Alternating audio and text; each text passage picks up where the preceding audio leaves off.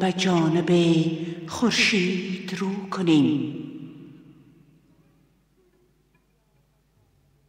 شب شد بیا به جانب خورشید رو کنیم، بهر نماز عشق در آتش وضو کنیم.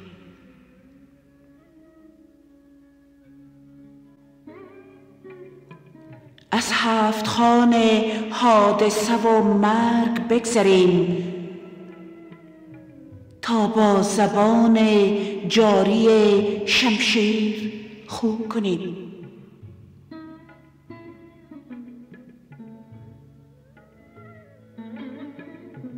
تصویر شوم خاطره های سیاه را، تصویر شوم خاطره های سیاه را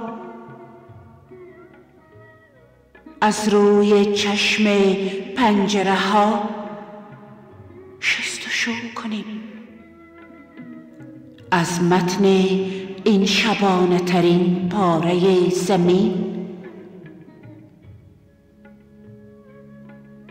از متن این شبانه ترین پاره زمین راه دگر به سمت سحر جستجو کنیم.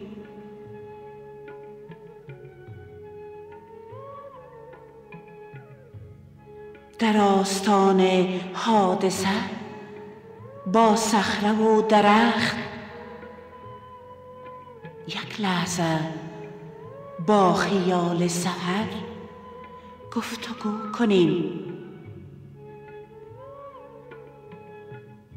و راه دیگر به سمت سحر جستجو کنیم.